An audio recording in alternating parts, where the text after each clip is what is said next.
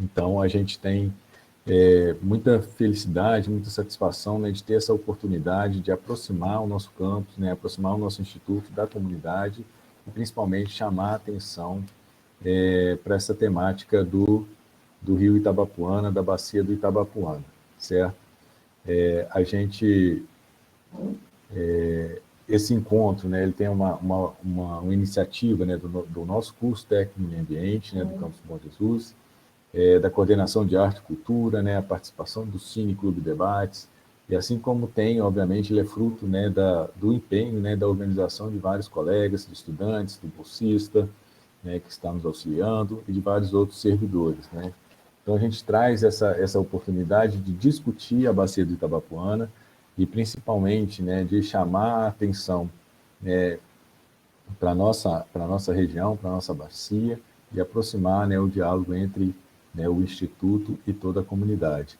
Eu agradeço muito, né, a presença de vocês, a participação de todos, né, os colegas que aceitaram a vir aqui, né, e apresentar e conversar com a gente, né, e todos os organizadores também, obviamente, principalmente, todos aqueles que apoiaram, né, que se empenharam para a organização desse evento.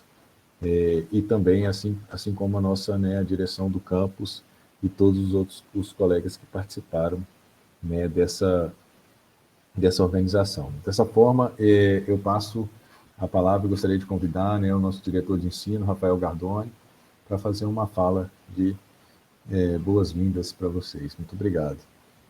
Oi, pessoal, boa noite.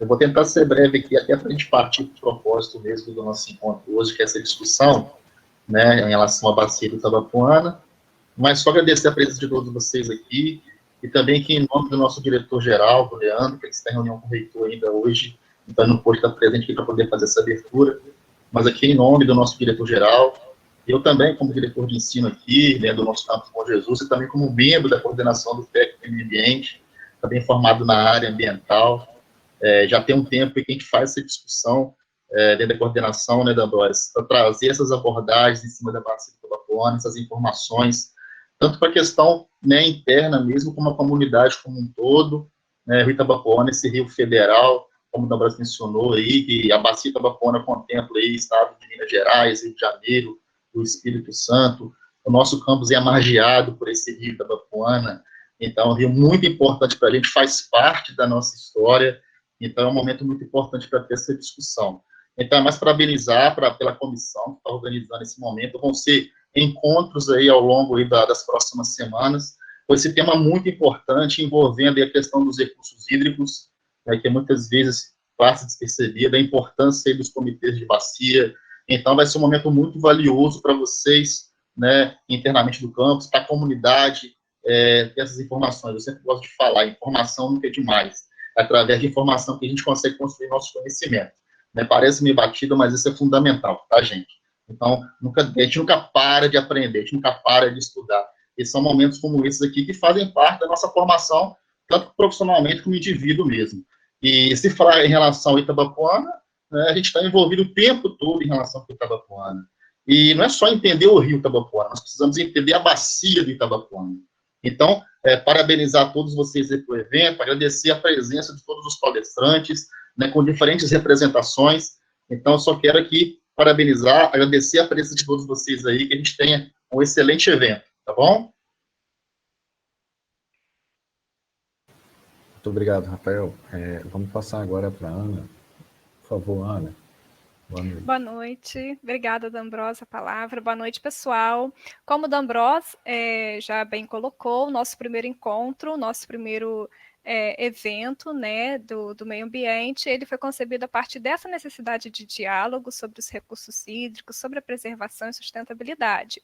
E o Campus Bom Jesus, ao realizar este ciclo, ele tem o objetivo de promover a aprendizagem significativa dos nossos estudantes, a nossa aprendizagem significativa, através de assuntos que estão articulados com a realidade dos nossos estudantes, com a nossa realidade e o interesse da nossa comunidade também. Então, dessa maneira, é possível nós proporcionarmos um ensino que seja mais contextualizado, mais alinhado com as demandas da educação profissional e tecnológica e também articulado com pesquisa e extensão.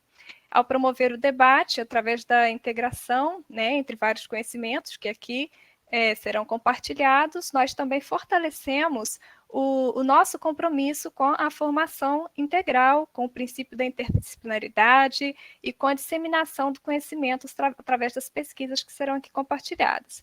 Por fim, através, né, do evento, o nosso objetivo é fomentar diálogo, reflexão, para que nós possamos buscar melhores caminhos para a sociedade e para o desenvolvimento da nossa região. Sejam muito bem-vindos e aproveitem bastante o evento. Agradeço a todos que participaram da organização conosco, agradeço de antemão a todos os palestrantes também. Muito obrigada. Rafael, a palavra está com você, professor. Obrigado, Ana. Boa noite a todos. Eu gostaria de agradecer, né, a todos vocês que estão aqui com a gente. Hoje a gente dá o pontapé inicial do ciclo de palestras, né, acerca da Bacia do Itabapuana. Serão 5 momentos onde vamos enfatizar essa relação entre uma reflexão sobre o nosso papel dentro dessa dinâmica, dessa relação com a Bacia do Itabapuana, mas também desse lembrete da missão institucional da nossa escola. Então, assim, meu nome é Rafael Tardim, né, para quem não me conhece, sou coordenador do projeto de extensão Cineclube Debates, que teve a honra de ser convidado para ser o mediador desse ciclo de palestras, né? Então, parabenizar todos os membros da organização, os professores, todos os alunos, todos que estão envolvidos diretamente e indiretamente na organização desse evento. Um agradecimento especial aos professores do curso técnico em meio ambiente, que tem uma parceria nesses 6 anos de projetos, em 6 anos de Cineclube a gente tem feito várias parcerias, essa é mais uma nova etapa dessas parcerias que precisam continuar acontecendo, na medida em que o nosso projeto atua como ponte entre o que o nosso instituto tem como missão institucional e as demandas da comunidade. Sempre, né, mesclando essa metodologia desenvolvida na extensão com a sala de aula, com o ensino. E aí, nesse caso, a gente, então, começa aqui, e a nossa proposta é fomentar esses espaços democráticos, né? A gente vai trazer à luz, o objetivo, a proposta desse primeiro momento, trazer à luz o maior conhecimento sobre a Bacia do Itabapuana, essa discussão que é fundamental, né? Não só informar, né? Não só esclarecer o que é o Comitê de Bacia Hidrográfica, o que é um comitê, né, de bacia, sua importância, o papel, é mais do que isso. É mais do que apenas informar, mais do que apenas trazer um conhecimento. Apresentar problemas e questões importantes para a sociedade, a qual, né, tem esses problemas e demandas como metas, né? Quebrar essa barreira que, às vezes, da percepção, de não entender inserido na comunidade, como todos estão inseridos nesses problemas. Por isso, né, e aí a gente vai pegar um pouco da metodologia, né, do nosso projeto, a gente vai transformar esses momentos em momentos onde fica evidente a necessidade, né, disso tudo ser um aviso, um alerta. Se não prestarmos atenção para a série de questões que nós vamos aqui trazer, né, no sentido, nós vamos trazer essas questões, nós vamos trabalhar com essa reflexão, não no sentido de alguém que olha de fora, de uma zona muito confortável, não, como pessoas diretamente inseridas nessas questões, nesses problemas que envolvem, né, essa dinâmica da bacia, vai trazendo as experiências dos convidados, né? Então, assim, levar essa informação e levar todo esse conhecimento que os nossos convidados vão trazer, e a gente vai provocá-los aqui com algumas questões, é muito importante para gerar despertar muitos dessa apatia, então promover esse envolvimento. Então, assim, a professora Ana enfatizou muito bem, e o nosso objetivo é seguir as diretrizes da Lei 11.892, né, que institui a Rede Federal de Educação Profissional, que é estimular o desenvolvimento do espírito crítico voltado à investigação empírica, ou seja, né, a divulgação científica e tecnológica. Então, o nosso projeto, ele tenta também sincronizar nessas ações. E aí, pessoal, bem, eu tinha programado aqui, a gente tinha pensado alguma coisa, a gente teve alguns problemas técnicos, então eu vou realizar essas provocações dos nossos convidados após a apresentação deles, né, eles vão falar um pouco sobre eles e também trazer suas provocações iniciais, para a gente começar, então, esse diálogo, esse momento de debate, beleza? Vou passar a palavra aqui, então, para o Wellington, e aí depois o Wagner e o Maurício se apresentam, né? Falam um pouco sobre quem são, sobre as experiências dele diretamente com esse assunto e também aquilo que eles consideram ser importantes para a gente começar a refletir. Obrigado demais, gente, por vocês terem aceitado aqui, né, estarem aqui com a gente, e é isso aí, vamos lá. Olá, pessoal, boa noite a todos.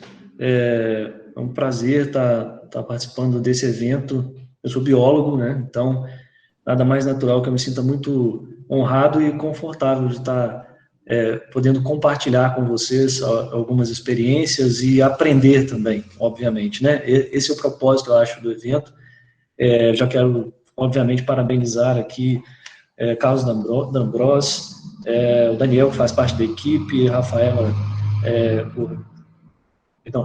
Gordoni, Ana Carolina, a todos os professores, professor Carlos, né, que é sempre um parceiro incrível, que não está conosco aqui, pelo menos aparente, mas está sempre conosco em todos os eventos e projetos e parcerias. Professor Rafael, que está na mediação aí conosco, a gente já conversou essa semana, tive o prazer de conhecer do Projeto Cineclube, o colega Wagner e Maurício. Enfim, se eu esqueci de alguém, a gente vai falando durante a nossa conversa. A todos que estão aí, né, participando conosco, alunos, professores, pessoas que estão, né, representando segmentos, né, sociais ou mesmo produtivos, a gente vai ter oportunidade de conversar um pouco mais à frente, pelo chat ou da forma que o professor Rafael entender melhor, e é isso que eu acho que a gente quer, na verdade, né, com esse bate-papo. Que vocês se identifiquem com o que a gente trouxe de experiência aqui de forma muito breve e compartilhem as experiências de vocês. Não é um monólogo, não deve ser uma apresentação só dos três aqui, muito pelo contrário, o objetivo é que a gente troque essas experiências. Eu sou o Wellington Sorodoni, todos me chamam, me conhecem pelo sobrenome, naturalmente, Sorodoni. Se me chamarem de Wellington, talvez nem eu mesmo me reconheça. Mas estou presidente do Comitê Capixaba da Bacia Hidrográfica do Itabapoana, né? Como já foi dito pelos colegas, o Rio Itabapoana, ele é de domínio federal, só o domínio, porque quem toma conta, ou quem busca projetos e tem as iniciativas de tentar buscar soluções sustentáveis para essa bacia hidrográfica tem sido mesmo os estados. E nosso objetivo aqui hoje, eu estou aqui no Espírito Santo, o Wagner lá em Minas, o colega Maurício e todos vocês, ou boa parte de vocês aí no Rio, realmente criar esse intercâmbio, né, entre todos nós aqui, para que a gente consiga, enfim, buscar alternativas que tenham por objetivo a sustentabilidade de todo o recurso hídrico, né, que faz parte dessa bacia hidrográfica, que é tão essencial a todos nós. Eu vou pedir desculpas se por acaso eu esqueci de agradecer alguém ou comentar alguma coisa, mas eu já, para passar para os outros colegas, eu queria só fazer uma provocação que eu acho que vai ser, né, que será, na verdade, o mote, a direção da nossa discussão, da nossa conversa hoje. Eu vou compartilhar com vocês três charges aqui bem rapidamente, para que vocês reflitam sobre essas charges e possam, né, já se sentirem provocados a participar da nossa discussão, ok?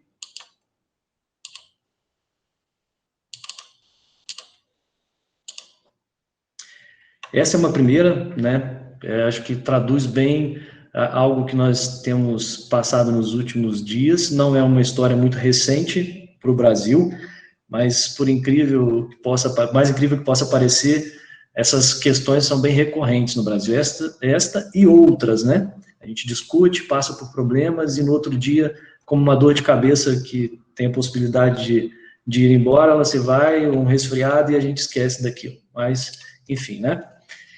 E aí tem um contexto bem contemporâneo, né? A gente tem uma crise hídrica, com uma demanda recorrente de orientações sanitárias, de ordens sanitárias, que é lave as mãos, use álcool em gel, use as máscaras. Então, lave as mãos está nesse contexto aí, né? E, para finalizar, a gente tem, então, uma ação que deveria ser de primeira ordem, que a gente imagina num processo democrático, né? Que a gente tem aí os governos sendo o carro direcionador, né? O carro-chefe das ações. Bom, é só para a gente realmente refletir um pouco sobre quais medidas realmente os nossos governos têm tomado com relação a essa questão. A proposta não é discutir política, mas é nesse sentido, né? A gente tem que, obviamente, buscar alternativas que tenham a corresponsabilidade da sociedade, governos e do setor produtivo, certo? Bom, é isso, professor Rafael. Acho que para a gente começar, eu continuo à disposição de todos. Bacana, Wagner, fica à vontade. Boa noite, agradecimento extensivo a todos pelo convite, pela oportunidade. E, bom, sou biólogo, fui secretário de Meio Ambiente de Espera Feliz, Minas Gerais, é uma cidade aqui de Minas Gerais. E durante 4 anos fui secretário, trabalhei 10 anos na Petrobras, na área ambiental, com análise de riscos das plataformas do pré-sal. Vim para a Espera Feliz, trazendo essa bagagem e podendo... E aí fazendo parte de um projeto que era defesa civil e meio ambiente. E aí, não sei se por sorte ou por azar, peguei as 2 maiores enchentes e inundações do município à frente da secretaria. E, ao contrário do que muitos pensam, né, da carga que isso traz, e aí a gente pode tocar nesses assuntos, a gente pode falar do que é uma inundação do patamar que foi aqui na região. E só para vocês terem uma ideia, nós tivemos que abrigar 2.226 pessoas em abrigos. Isso não é aquela pessoa que sai, que vai para casa de uma outra, é aquela que precisou de um abrigo da prefeitura. 2.226 pessoas. E aí eu vou fazer um questionamento, eu vou aproveitar a fala do Sorodoni e as charges, e eu vou fazer uma reflexão para que vocês utilizem a charge, mas com o seguinte pensamento. A Lei de Recursos Hídricos do Brasil, ela é de 1997. A lei é a 9.433. O primeiro inciso dessa lei diz: a lei a água é um bem de domínio público. Quando a gente fala isso, e eu quero que vocês entendam, que tem muita gente que acha que, então a água não tem dono. Não. É o contrário. Nós todos somos os donos. Se vocês não têm a menor ideia do recurso hídrico de vocês, passam a ter. Porque o recurso hídrico é de vocês. O comitê de bacia, ele é de vocês. Toda e qualquer água é do povo. E é por isso que eu faço a reflexão em cima das charges que o nosso amigo Sorodoni disse. Botou aí muito bem colocado. Um abraço. Passo a palavra para o Maurício.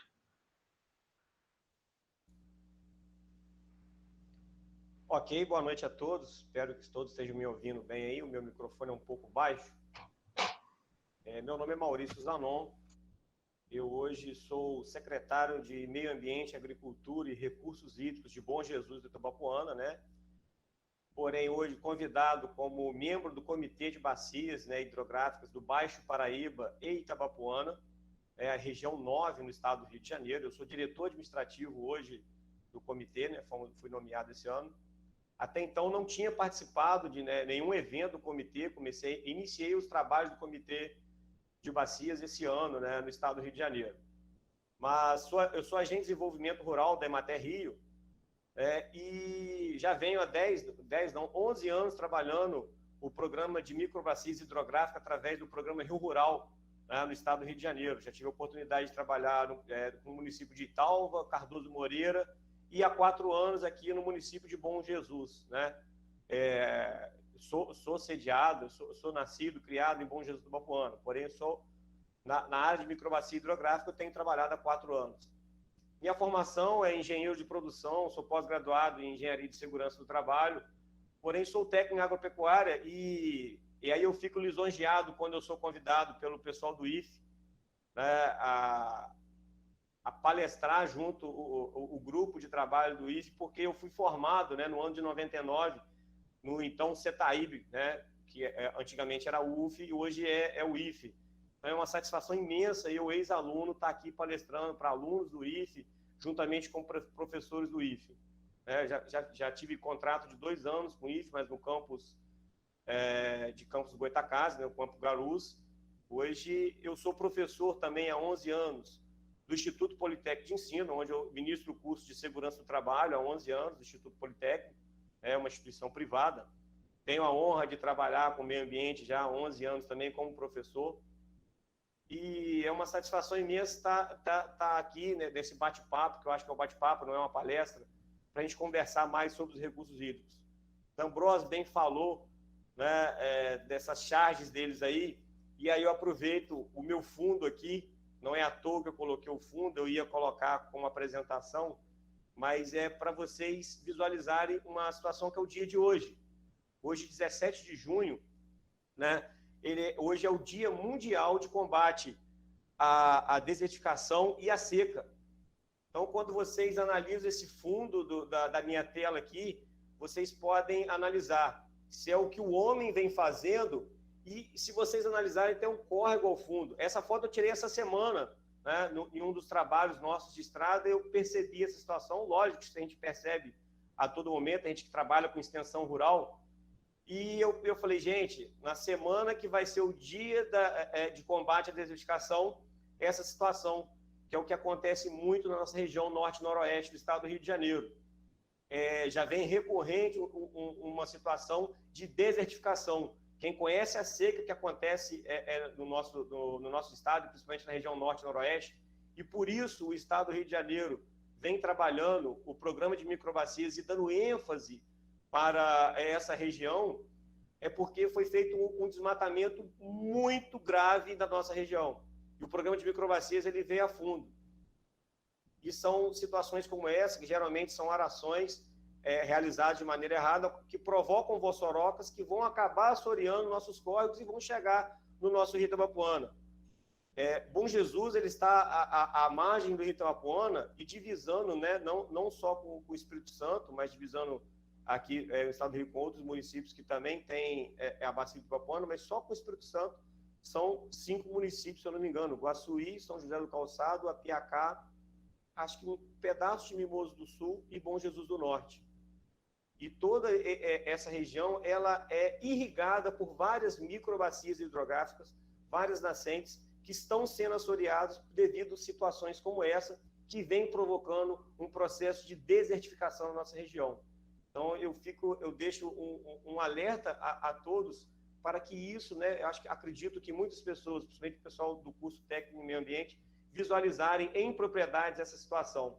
Eu hoje, como secretário aqui de meio ambiente, eu venho fazendo um trabalho de regressão, né, principalmente com a secretaria, que ajudava a realizar esse tipo de trabalho dentro do município. Então, eu estou tentando eliminar esse tipo de trabalho, que é a situação de aração.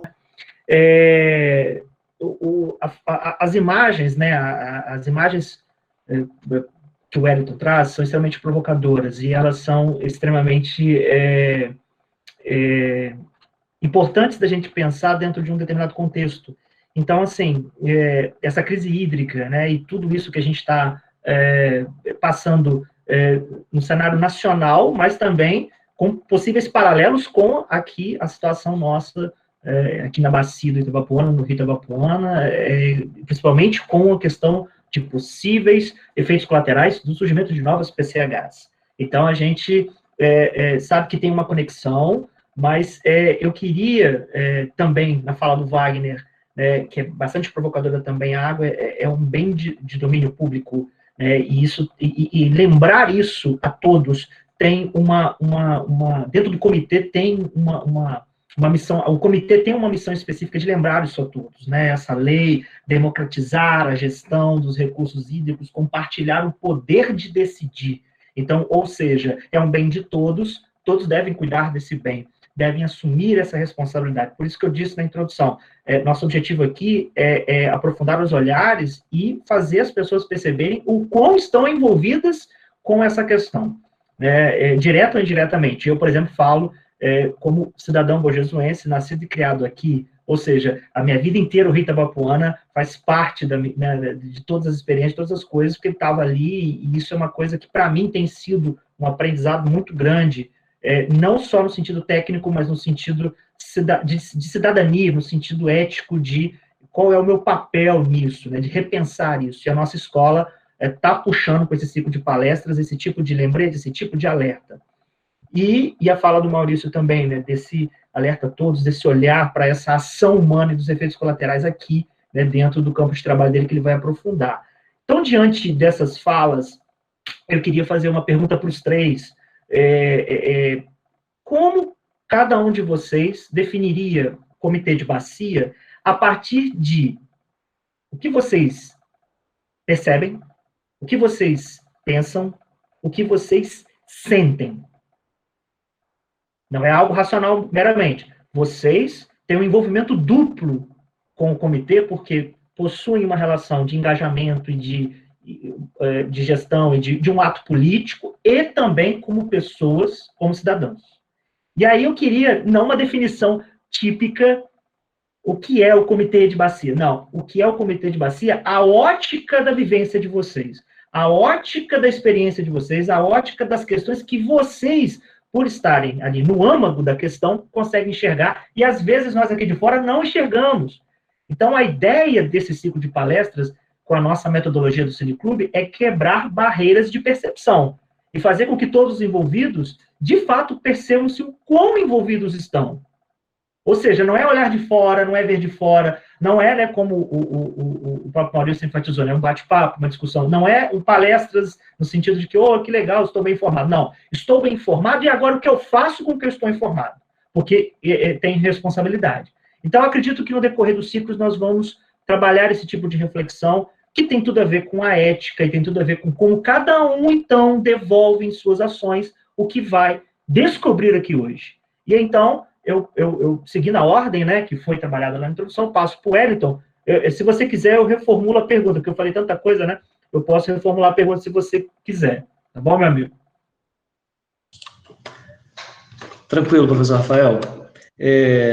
Bom, eu estou aqui acompanhando o chat também, sabe, professor? Eu acho que a gente tem esse objetivo mesmo, que é de interagir com o pessoal.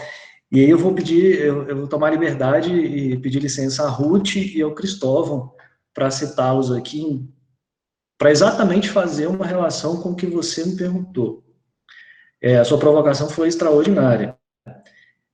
A Ruth disse assim, na teoria é fácil, o problema é a prática. E aí, logo após o Cristóvão, no final de uma frase dele, colocou assim, nós temos as nossas decisões. E aí, quando você faz esse questionamento, a minha formação como biólogo já me deu um direcionamento e eu já sabia muito bem quais eram os objetivos que eu gostaria de traçar na minha vida profissional e pessoal. Fora isso, eu tive outras experiências com os colegas e com todos vocês aqui, cada um, a gente traz com a gente os conhecimentos empíricos, as nossas experiências são essenciais, né? Extraordinárias, por sinal, cada um de nós. Então, assim, eu tive a oportunidade de passar por Secretaria de Meio Ambiente e outras secretarias de Cultura e Turismo, e aí em áreas mais estratégicas dentro da política pública municipal, estou me formando em administração pública, em gestão pública, e a pergunta foi exatamente essa, a pergunta que eu fiz a mim mesmo, né, foi exatamente assim, essa que a Ruth colocou aí agora. Bom, eu tenho a teoria, mas o que eu vou fazer para ir para a prática? E aí eu participei, em 2001, de algumas capacitações que foram promovidas aqui na região por um projeto que tinha por objetivo criar, naquela época, a bacia do Itabapoana no contexto federal. Como eu falei lá atrás, né, primeiro que a água não conhece limite geográfico, né? Então, por isso que a gente está aqui discutindo Espírito Santo, Rio e Minas Gerais juntos. E isso é essencial. Não adianta a gente ter um comitê aqui no Espírito Santo, Bom Jesus inserido num comitê lá do Baixo Paraíba, e Minas, o Wagner vai falar melhor sobre isso, em comitês que talvez não tenham tanto a característica, né, que envolvem ali as peculiaridades de cada uma das nossas regiões. E aí, participando desses processos de capacitação lá atrás, como espectador, né, no projeto Managé, que tinha por objetivo a criação desse comitê maior que envolvesse os 3 estados, porque a calha é federal, envolve 3 estados no mesmo rio. Isso, infelizmente, não foi para frente por questões políticas relacionadas à Agência Nacional de Águas. A gente poderia ficar parado. Mas eu, enquanto secretário de Meio Ambiente aqui no município de Iguaçuí, eu falei, bom, se a gente não tem o poder, né, sob o aspecto de gestão pública, de criar um comitê que envolva os 3 estados, vamos começar com uma iniciativa aqui, depois a gente envolve os colegas do Rio, a gente busca os colegas de Minas Gerais e vamos ver o que a gente faz. E foi assim. A gente tomou iniciativa junto ao governo do Estado do Espírito Santo, a gente foi, né, atrás da Agência Estadual de Recursos e vamos criar o comitê. A única região do Estado do Espírito Santo que não tinha um comitê é essa região aqui, extremo sul do Espírito Santo, onde hoje 9 municípios compõem o Comitê Capixaba da Bacia do Rio Itabapoana. Foi uma atitude, né, pessoal, que, obviamente, eu fui buscando o envolvimento de outras pessoas, outros segmentos. O Comitê de Bacia ele é formado de forma igualitária, né, por segmentos produtivos, pelo setor privado, que sejam ou não, mas segmentos produtivos, a sociedade civil e o poder público. Assim, a representação é igual, se são 10 para cada um, se são 20, enfim. Né, e o objetivo aqui é discutir políticas, ações, estratégias que envolvam a sociedade, que envolvam o setor produtivo, que pressionem os governos para que a gente tenha mudanças de fato, para a gestão de recursos hídricos, que é essencial. Os colegas já colocaram, a gente trouxe alguns problemas, mas eu tenho certeza que quem está acompanhando a gente, participando aqui conosco, pode relatar, e sem dúvida alguma, uma diversidade de outras questões, né, de outros aspectos ambientais que são nocivos no dia a dia, relacionados a aspectos econômicos, sociais, ambientais, culturais, paisagísticos, né, como o Maurício está ali com a foto atrás dele, representando isso de forma muito clara, enfim. Então, assim, é mais ou menos por aí, espero que eu tenha respondido. O Wagner, fica à vontade, pode dar o segmento. Então, a minha história, ela é um pouco mais delongada na questão do próprio comitê. Assim que assumi a Secretaria de Meio Ambiente em Espera Feliz, eu me deparei com um problema muito mais sério do que eu imaginava. Nós sequer havíamos sido mencionados em qualquer bacia no estado de Minas Gerais. A gente estava numa sombra, num limbo, e que eles não conseguiram delimitar onde era a nossa presença. E isso passaram-se anos. Assim, nunca ninguém questionou, nunca ninguém levantou, não havia comitê, e embora tenha o IGAM em Minas Gerais, que cuida de todo o processo de águas, e nós nos deparamos com uma situação muito atípica. Porque todo recurso federal e estadual, ele hoje é direcionado para os comitês. Para que você tenha comitê, para que você consiga brigar, para que você consiga ter ação. Eu vou dar um exemplo. A FUNASA, que é uma fundação que proporciona a municípios verbas, por exemplo, para saneamento básico, você, para conseguir essa verba no edital, você tem que fazer parte de um comitê. E aí, eu falei, uai, mas se eu nem sou mencionado num comitê, como é que eu vou conseguir verbas, por exemplo, para saneamento básico no nosso município?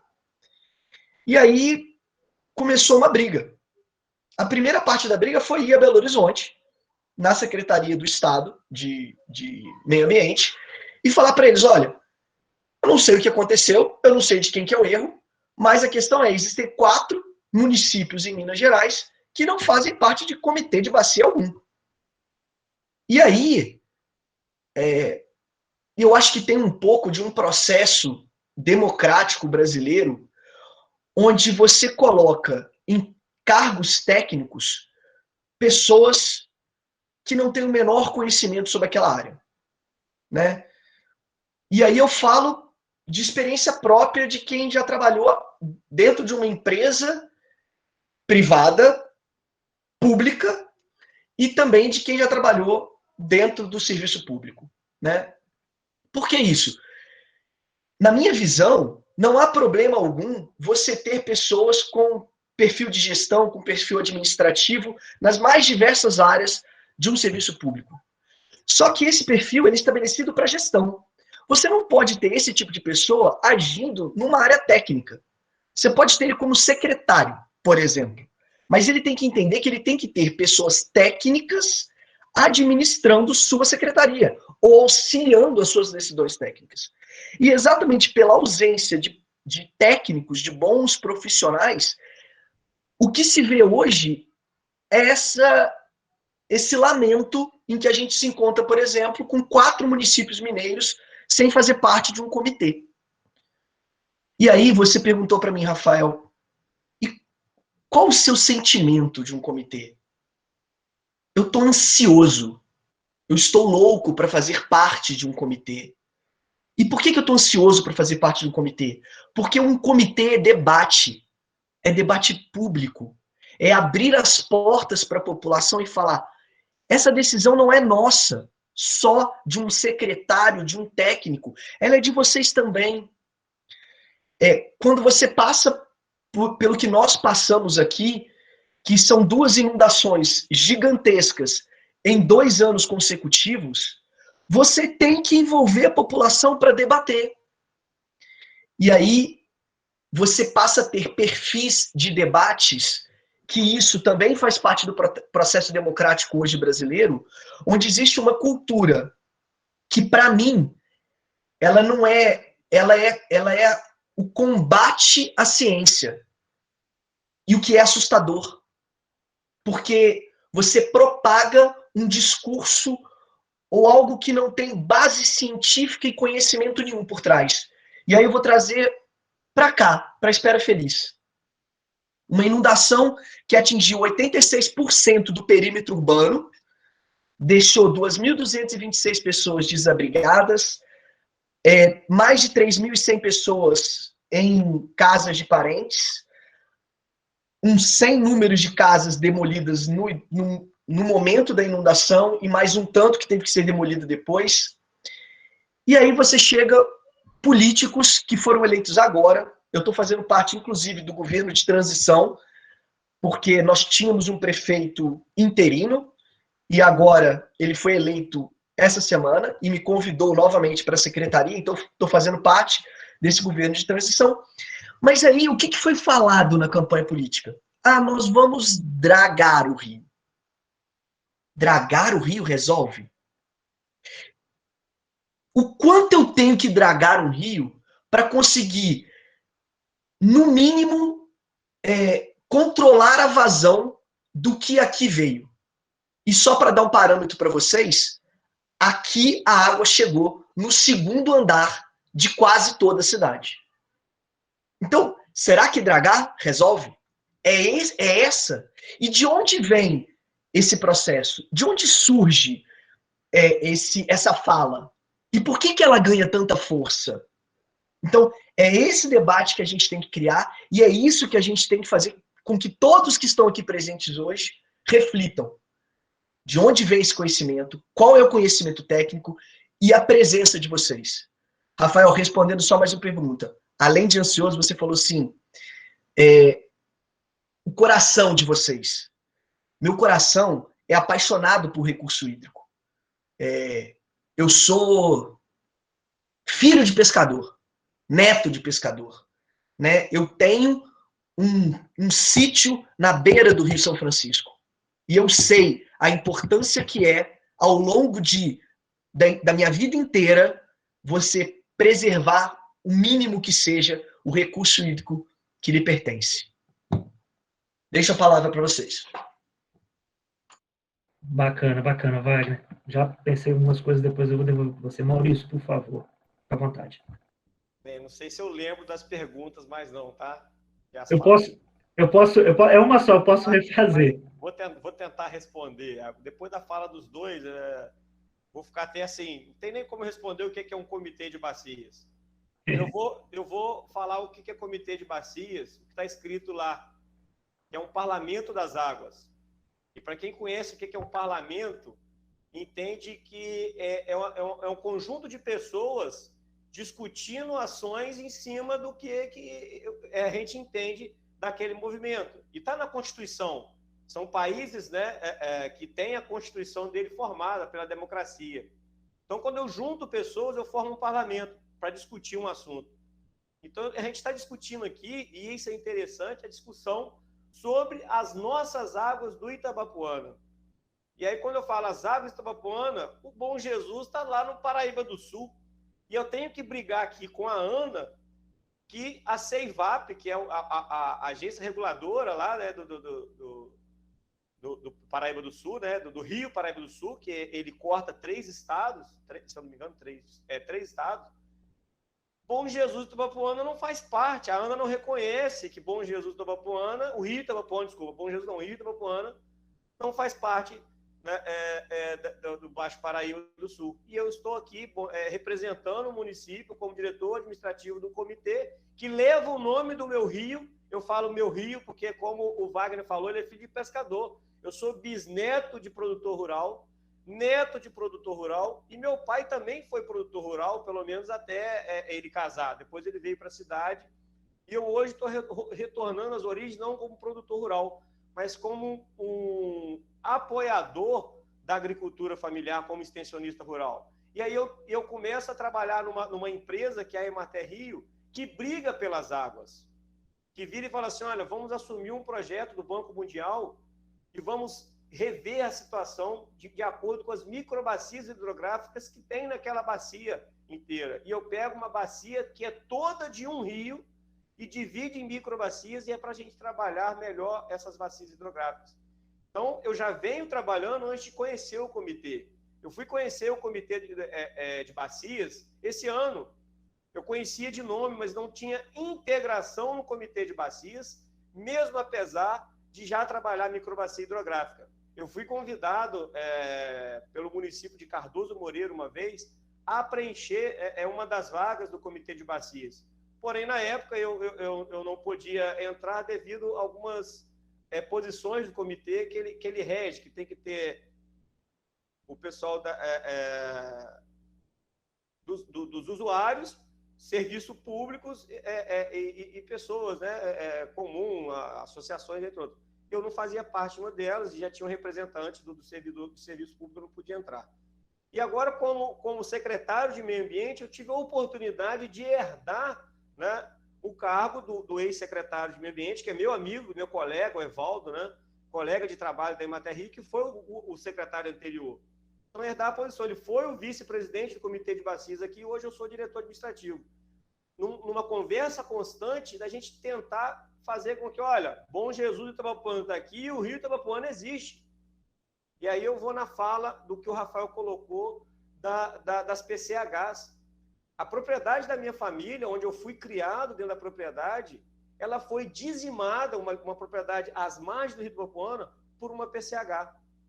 Isso é a revolta que deixa para você que está só visualizando o seccionamento do Rio Itabapoana, principalmente no leito da bacia onde Bom Jesus está. Eu sofri as consequências diretamente, porque eu vivi e fui criado dentro da bacia do Itabapoana, e hoje é uma PCH, é uma barragem hidrelétrica, a propriedade onde era da minha família. Então, o sentimento que a gente tem é de estar no comitê de bacias e brigar por ele e convidar todo mundo que está participando a fazer parte desse parlamento. Então, é um parlamento das águas que deve e as pessoas têm que participar. É aberto ao público, né? Algumas coisas você não pode votar diretamente, mas é aberto ao público as discussões. Bom Jesus do Itabapoana, hoje a gente tem um grupo de trabalho das PCHs, ao qual eu sou o coordenador do grupo de trabalho. Então, a gente vai iniciar agora, nas próximas semanas, as discussões sobre as PCHs, principalmente as que vão vir, mas a gente tem que discutir também as que já estão aqui. Qual o papel delas, né? Já que estão instaladas, qual o papel delas na nossa bacia? E aí eu volto, o Wagner teve esse problema das enchentes lá, como secretário e tudo, né? Mas as águas de Espera Feliz passam todo dentro de Bom Jesus, Wagner. E aí nós temos problema também de enchentes aqui.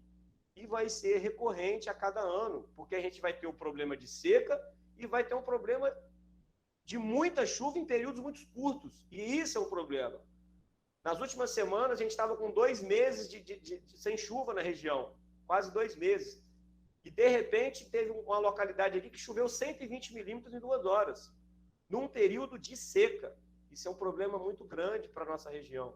Então, existem chuvas rápidas e torrenciais, e acontecem com um alto volume de pluviosidade, e dentro de áreas como essa daqui, ó, porque eu estou falando dessa área aqui.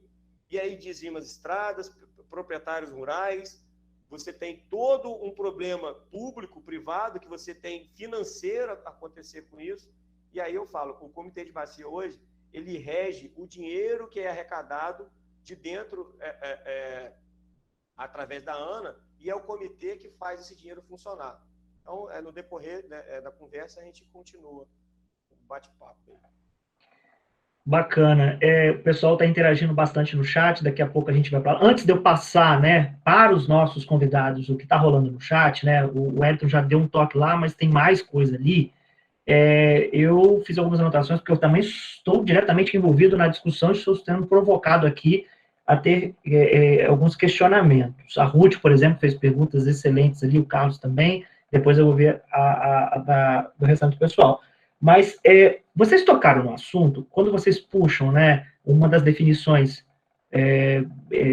mais complexas do que é um comitê de bacia, preservação desse grande bem comum, soluções precisam ser, né, pensadas de forma coletiva e participativa, porque os comitês são locais de discussão e decisão que reúnem representantes de diversos âmbitos da sociedade, né? A sociedade civil organizada, o governo, os usuários da água. Locais de discussão e decisão. O Parlamento das Águas. As pessoas são educadas para debater? As pessoas são educadas para dialogarem, usando como base o conhecimento? Por que eu me pergunto isso? Porque foi com estas perguntas que o projeto nosso, o Cineclube Debate, nasceu. A necessidade de criar espaços democráticos, ou seja, espaços de debate, dentro do IF Campus Bom Jesus, e a partir daí, como extensão, envolver a comunidade, para que a comunidade entre no IF, o IF entre na comunidade. Este evento é um fruto de uma ação extensionista encabeçada, né, pelo curso técnico de meio ambiente. Então, as pessoas são educadas para a discussão, no sentido... Porque você tem o espaço. Você tem, então, né, a própria... Fazendo um link com a fala da Ruth, teoria e prática. Teoria é muito bonito, prática é o desafio. Você tem o Parlamento das Águas. Está sendo ocupado? Sim ou não? Se sim, por quem? O Parlamento das Águas, ele realiza a tua missão constitucional de fazer essa ligação direta com quem está envolvido? Ele vai até lá ou não? O comitê vai? Existe isso? Por que não? A gente está preocupado aqui, não é apontar os defeitos, apontar os erros. É as soluções. É apontar problemas complexos para somente assim as soluções ficarem visíveis. Então, daí desmistifica que a questão do debate, a questão do tabu que existe do debate. Nosso projeto tem um nome, debate, no nome. São 6 anos de desafio de criar espaço onde as pessoas possam se comunicar. Então, eu queria agora devolver para vocês a pergunta da Ruth, que é totalmente ligada ao que vocês relataram. Muito interessante vocês relatando o sentimento de vocês. Que é o quê? Até que ponto o governo tem que interferir com soluções para tudo isso? E onde termina a obrigação do governo e começa a da população? Isso dá pano para manga, porque a gente está discutindo justamente elementos que conectam gestão, população. Então, assim, eu queria que vocês aí falassem, ficassem à vontade, mas a partir da pergunta da Ruth, a partir dessas provocações minhas. Seguindo a ordem aí, né, se possível, Elton, Wagner. Bom, vamos lá. É interessante, professor Rafael, uma questão que você colocou, que assim, é natural, acho que de todos nós, né, por aspectos culturais, políticos culturais, socioculturais, que nós tenhamos sempre essa visão de um espaço onde se delibera, se discute, se decide, naturalmente tem que ter o mesmo viés daqueles espaços políticos, né? Aquela ideia da disputa eleitoral, da Câmara, do Senado, que você tem um grupo político, outro grupo, um lado, outro lado, lado A, lado B, que seja, né? ou denominações diversas, enfim. Eu acho que essa coisa da separação na nossa cabeça, ela vem, e eu estou falando isso por quê? Por experiência dentro do comitê. Dentro do comitê, as decisões, elas são, num primeiro momento, primordialmente e essencialmente por consenso, qualquer decisão. A gente não trabalha com a ideia de voto, né? O Maurício está ali balançando a cabeça e é assim, no dia a dia do comitê, o desafio é exatamente, um dos desafios, né? É exatamente esse, é colocar na cabeça das pessoas que nós estamos ali, o quê? Para, diante de um debate, chegar numa decisão consensual, para que menos atritos existam, menos cisões aconteçam nesse processo. Para quê? Para que o comitê permaneça cumprindo o seu objetivo, que é juntar ali, né, aglutinar objetivos comuns a setores produtivos, à sociedade civil organizada e ao poder público. Lógico que cada um ali tem, né, a gente vive dentro de um contexto capitalista, de produção, consumo, enfim, ninguém é alienado para dizer que a gente vai mudar isso amanhã, né? Não sou, sinceramente, mas a relação entre as pessoas, instituições e a forma de decidir, ela é diferente. A nossa democracia, ela nos deixa com cicatrizes muito ruins nesse sentido, porque há sempre, numa escolha, algo que te rotula, né, que você não tem aquela... Então, assim, dentro do comitê, o primordial é o consenso. Quando não se alcança o consenso, aí sim a gente parte para uma votação, mas da forma mais abrandada possível, com as arestas mais aparadas o possível.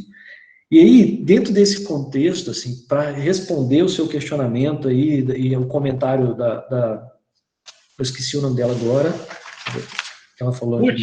A Ruth.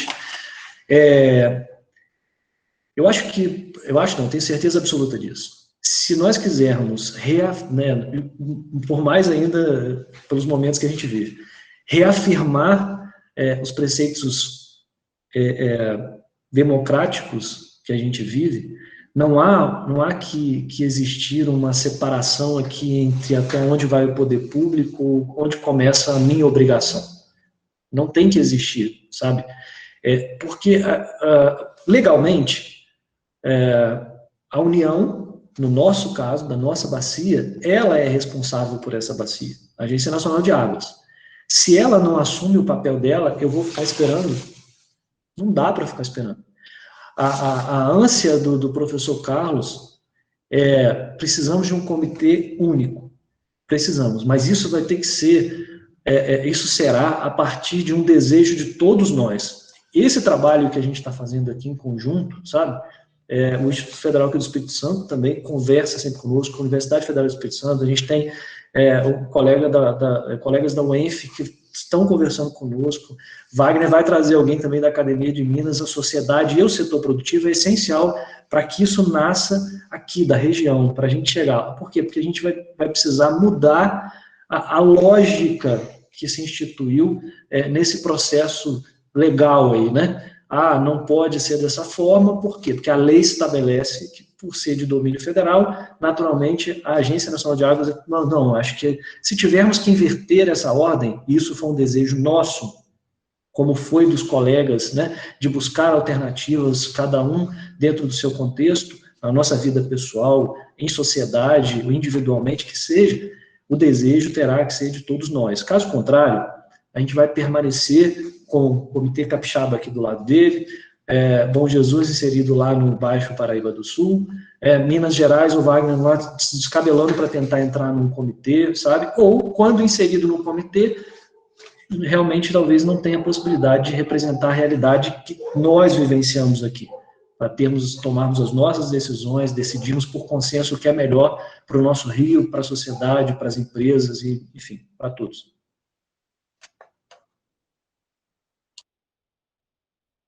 Vou dar seguimento, então, à fala do Sorodoni. Eu concordo plenamente com a fala dele. Eu não vejo essa separação, onde acaba um, começa o outro. Muito pelo contrário. Eu acho que o poder público só vai atuar se houver a participação popular, ou a necessidade, né? E aí, eu vi a fala do Rafael, né? E vou lembrar também a fala do Sorodoni. Toda escolha é uma renúncia. Meu pai sempre falou isso desde criança. Meu filho, toda escolha é uma renúncia. E por que a gente tem que trazer isso para esse diálogo que a gente está tendo aqui hoje? Porque, infelizmente, esse processo democrático nosso, ele nos abdica do real valor do nosso voto.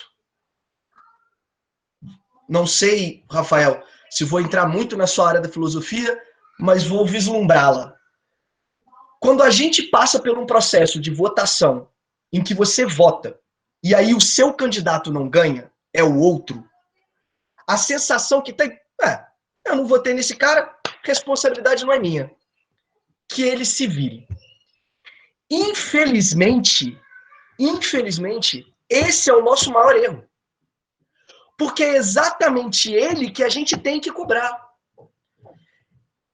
Existe um projeto de educação ambiental que eu carrego a trancos e barrancos aqui também, e é um projeto de educação voluntariado de toda a escola pública rural. E aí eu fui questionado uma vez, inclusive pelo prefeito, ele falou assim, mas você está dando também aula nas escolas do estado. Eu falei assim, prefeito, deixa eu te falar uma coisa, eu vou dar aula até nas escolas federais, se me permitirem. Eu não estou recebendo por isso. E a escola me abriu as portas, eu vou dar aula para todo mundo. Mas as minhas primeiras falas nessas escolas não são sobre meio ambiente. São sobre cívica, talvez. É sobre o entendimento das crianças do que é e da responsabilidade que elas têm com relação à água, com relação à escola, com relação àquilo que lhes é permitido. E por que eu estou falando isso? Porque eu estou vendo um grupo de alunos maravilhosos aqui e que eu tenho certeza que estão participando dessa palestra, mas eu tenho certeza que se pedir para a maioria dos alunos aqui, se a gente fizer uma enquete, a maioria dos alunos aqui não vai saber, por exemplo, os vereadores eleitos da sua cidade. E por que eu estou falando isso? Porque isso é uma falha nossa. Se a gente não sabe quem são os nossos vereadores, aqueles que deveriam fiscalizar as nossas leis e cobrá-las, como nós iremos atuar? Então, o papel essencial hoje que eu enxergo em qualquer um de nós, e aí eu não estou falando por ser parte de comitê, pela educação ambiental, é a gente aprender o nosso processo democrático. E a fazer parte desse processo democrático, debater soluções. Se a gente consegue levar para dentro da Câmara de Vereadores do nosso município propostas, essas propostas vão ter que ser debatidas publicamente. Eu vou falar uma coisa para vocês que aconteceu aqui ao longo dos 4 últimos anos. Nenhum secretário em Espera Feliz levava ao fim de um ano, o que havia feito ao longo do seu ano. Ninguém sabia. Então você tinha, por exemplo, a Secretaria de Meio Ambiente, que não fez nada ao longo de 4 anos, e que ninguém ficou sabendo o que ela fez e o que ela não fez.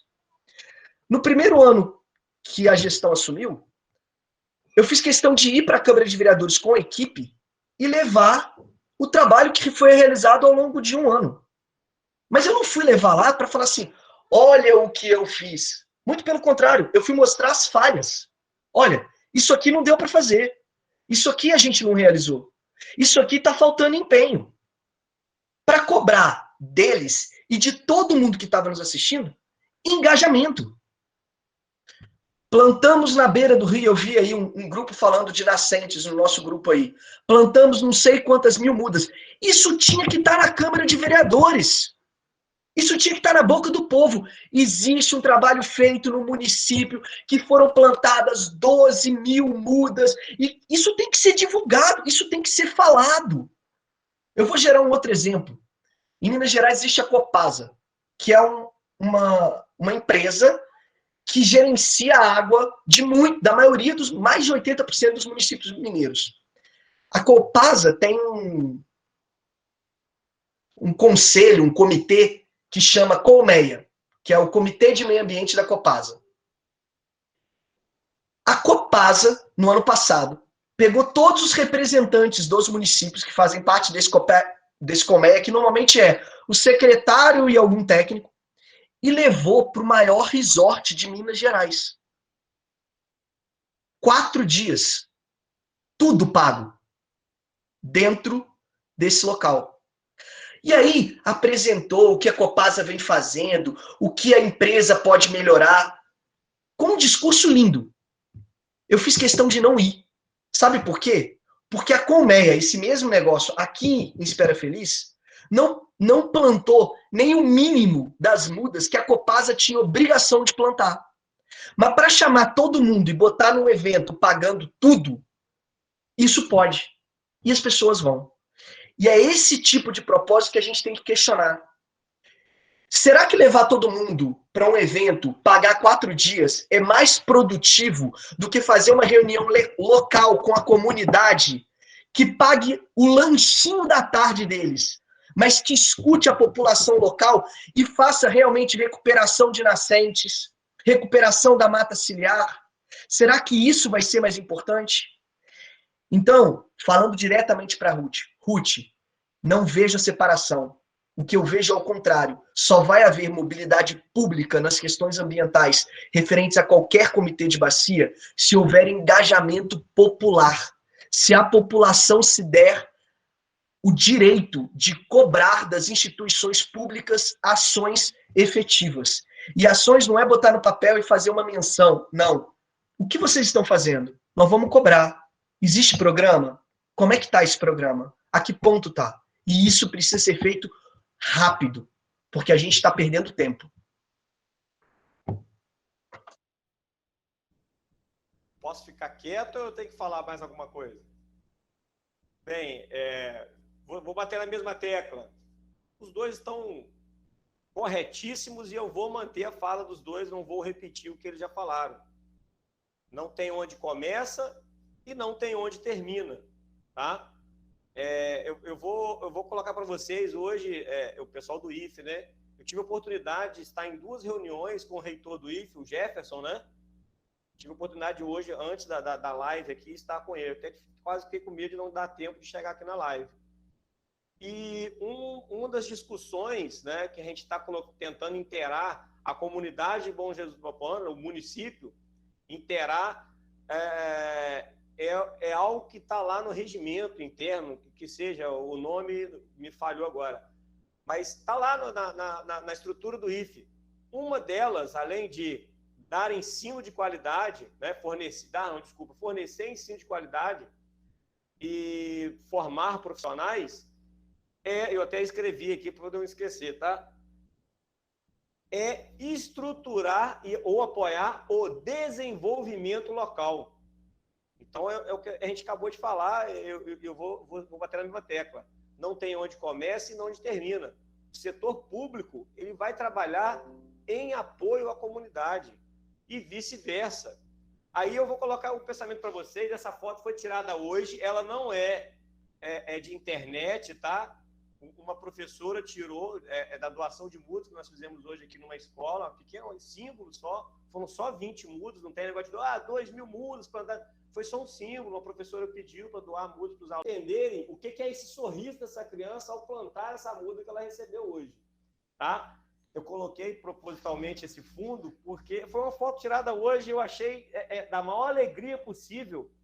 E aí o que o Rafael colocou na fala dele, né? Aí eu não vou ser filósofo igual o Rafael mas entender o seguinte: qual é o papel nosso, né? Eu, como professor, dentro da sala de aula, informar o que tem que acontecer no desenvolvimento, não é simplesmente passar informação do que está escrito no papel. É colocar a informação do dia a dia que vem ocorrendo. Que aí eu vou lembrar daquele blá blá blá de sustentabilidade. Mas é um blá blá blá que eu coloco em todas as minhas palestras quando eu falo de sustentabilidade. O que nós estamos fazendo hoje para que as gerações futuras não sofram as consequências que nós estamos sofrendo hoje, que gerações passadas já deixaram para nós. Então, esse é o papel da sustentabilidade e o que a gente vai ter que colocar agora. Então, não adianta eu ficar falando a mesma coisa que o Wagner, né? E o D'Ambrosio falou. D'Ambrosio, desculpa. Que o colega falou do Sorodoni. Eu confundi com o D'Ambrosio. Desculpa aí, D'Ambrosio. Mas é colocar, gente, o papel de cada um. Não compete a nós só incriminar o poder público. Não é porque hoje eu estou secretário do município, mas eu sou cidadão. Eu sou cidadão e vou conviver com os problemas que todos vão conviver. Não, mas a culpa é do prefeito, a culpa é dos vereadores. Não é culpa. É bater de frente. Foi o que o Wagner falou. Eles têm o poder de fiscalizar e não debater problemas que estão acontecendo por ciúme, por categorias. Gente, vamos brigar pelo que está acontecendo ao revés. Olha, o que eu vou fazer para poder evoluir o que o secretário está fazendo lá? O que eu vou fazer para evoluir o que o prefeito está fazendo? Se eu fui contra ou fui a favor, não importa. Façam igual outros fazem. Olha, me coloco à disposição para ajudar o município. Independente de quem seja o candidato de cada um. A gente não tem que ficar discutindo se fez errado ou se fez certo. Fez errado, vai ser punido. Fez certo, beleza, parabéns, mas continue fazendo certo. Então, as políticas públicas voltadas, aí vou voltar para as nossas situações, elas têm que ser desenvolvidas dentro de comitês, como são os comitês de bacia.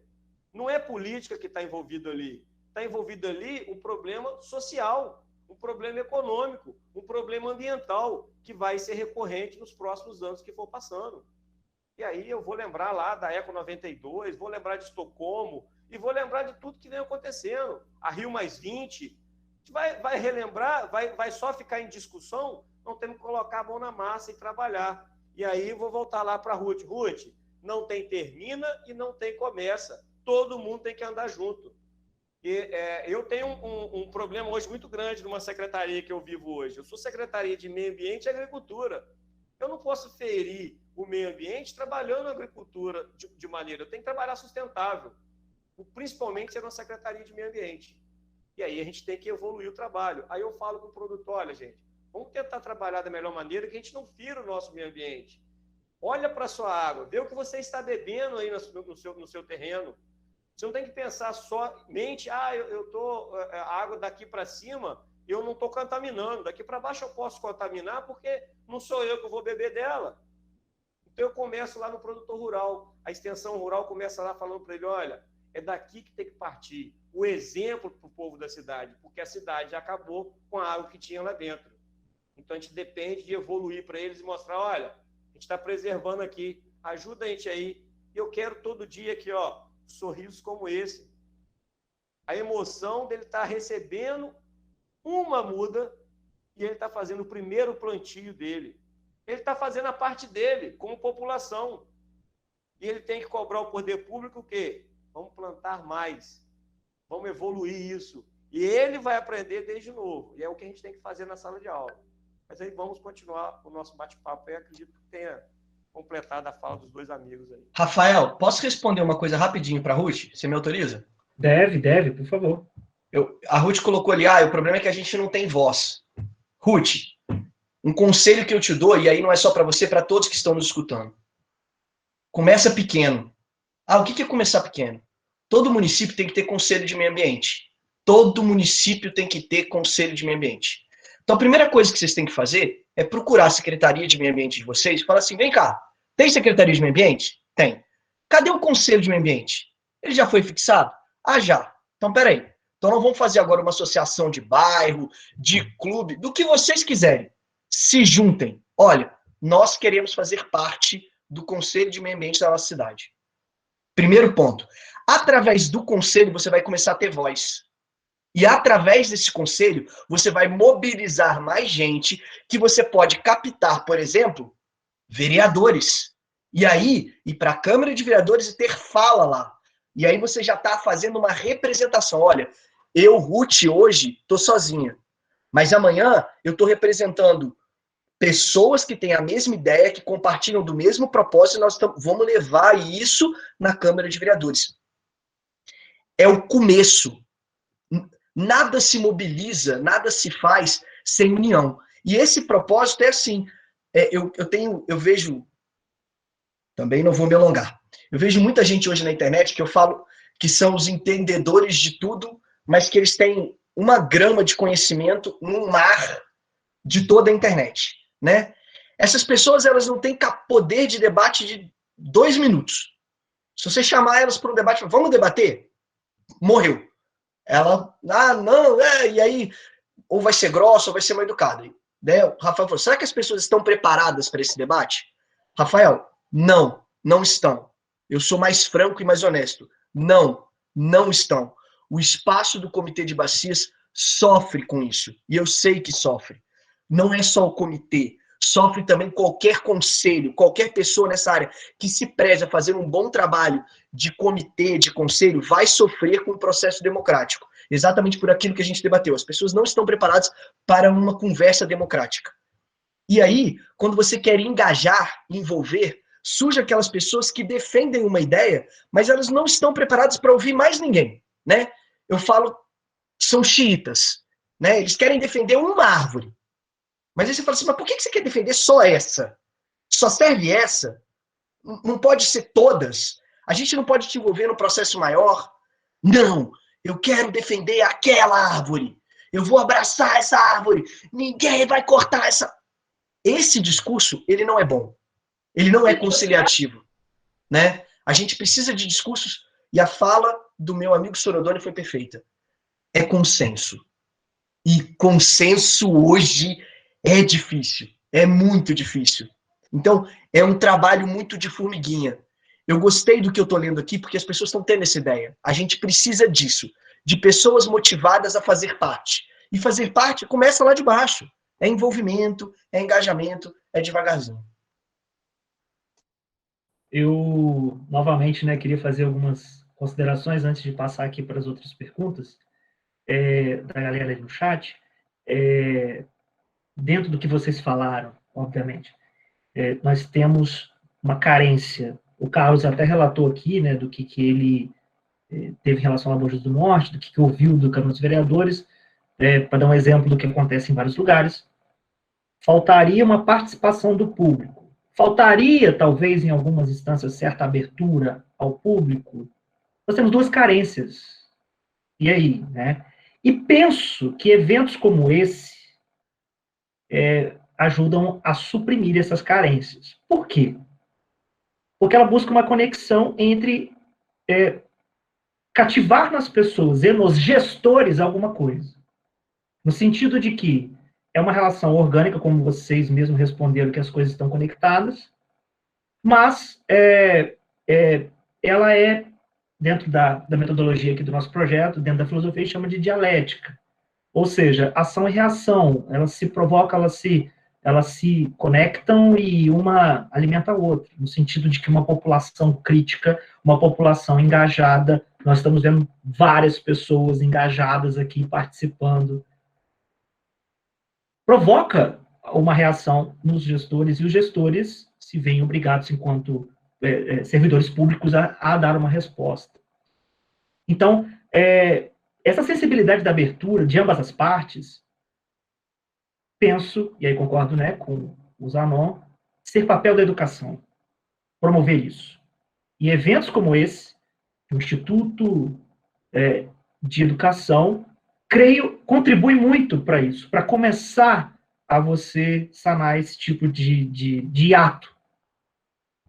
Mas para eu também não me alongar muito, vamos às perguntas da galera no chat. O Samuel pergunta, e aí para os três, tá? Eu estou guardando a confirmação do pessoal da organização aqui até que horas a gente vai. Nós começamos com os 40 minutos de atraso, vamos ver se a gente vai, né? A pergunta para os três. No caso, dentro de um contexto, né, quais ações estão sendo feitas por esses comitês? Porque a pergunta foi feita dentro, né, às 8h35, tinha um contexto ali na discussão, então, a pergunta como um todo. Quais ações estão sendo feitas por esses comitês? Porque para a população, muitas vezes, não é visto. Aí eu peço a vocês, amigos, porque eu também não sei a questão do tempo, né? Então, assim, tem outras perguntas vindo por aí. Então, se vocês puderem responder, mas serem mais sintéticos, só por causa das outras perguntas que a galera está colocando lá, porque senão o pessoal começa a sair da sala porque a pergunta não foi... Entendeu, gente? Pode ser? Mas sem querer podar vocês, sem querer de forma nenhuma limitar vocês, pelo amor de Deus. O negócio é para debater mesmo. Vamos lá, professor. Primeiro que vou falar do contexto do Comitê Capixaba, claro, né? Nós precisávamos de trabalhar a estruturação da organização em si, da instituição, né? Tem toda uma parte burocrática, enfim. É importante colocar para vocês que estão nos acompanhando aí que o trabalho dentro do comitê é um trabalho voluntário, tá? Então, eu não recebo para trabalhar no comitê. Eu saio da minha casa, do meu trabalho, viajo não sei quantos quilômetros, município a município, mobilizando sociedade civil, setor produtivo. Isso é por convicção individual. É o que a gente precisa ter, sou eu. Né? E aí, Thalia, eu queria te falar uma coisa. Quase ninguém conhece mesmo as ODS. Mas você pode fazer com que as pessoas conheçam as ODS, que são essenciais nesse processo, todo esse processo de reconstrução desse ambiente favorável a um futuro sustentável, sem dúvida alguma. Então, assim, depois desse processo, né, de criação da instituição, a gente parte para aspectos mais práticos. Assim como não recebemos, a gente também não tem recurso para trabalhar a comunicação social. Então, a gente tem que buscar estratégias para fazer isso. A sociedade, ela precisa da grande mídia para enxergar, muitas vezes, essas ações num contexto macro, né? E aí, a gente tem, assim, desde o plano de bacias, que tem uma comunicação social, falando do contexto daqui do Comitê Capixaba, que foi feito e que a gente alcançou algumas pessoas.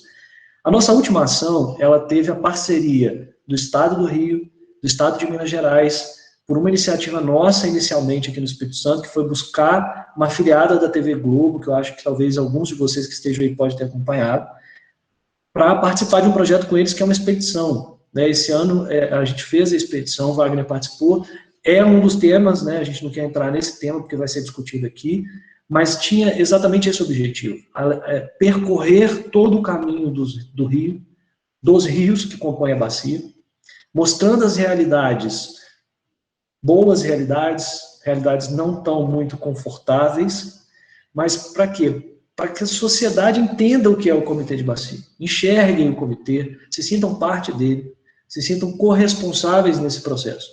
Então, de forma muito objetiva, professor, te respondendo assim, há desafios gigantescos com a parte de comunicação das ações desenvolvidas pelos comitês com a sociedade. A gente discute isso no âmbito aqui estadual, a gente tem um fórum de comitês dentro do Estado, e a gente tem buscado recursos para isso.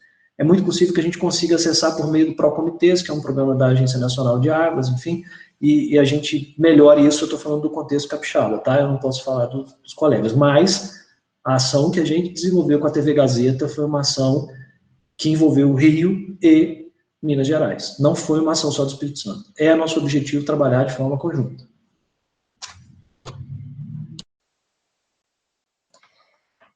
Então, é interessante isso, porque eu não tenho nem o que falar, porque eu não tenho ainda um comitê, né? Minas Gerais não tem esse comitê.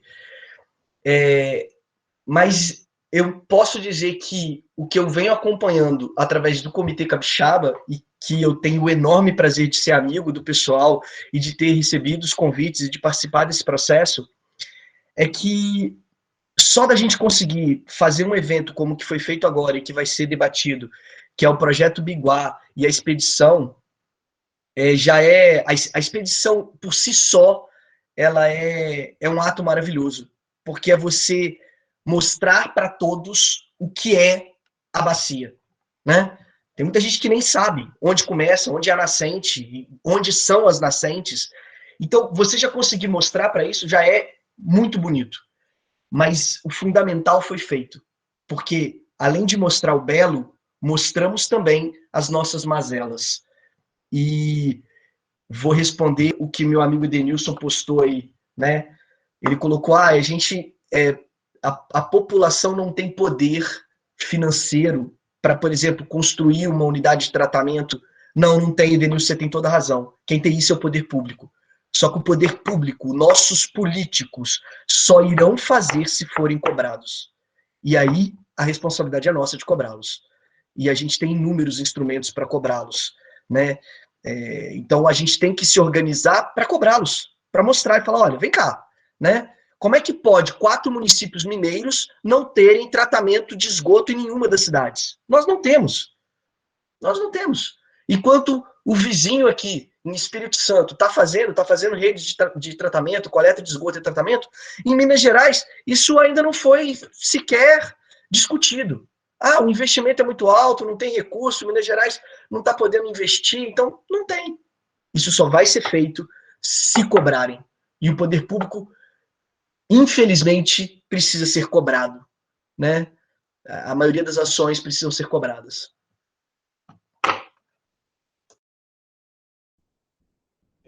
Vou tentar ser sucinto, né, nas ações hoje do Comitê do Baixo Paraíba envolvendo o Itabapoana. Né?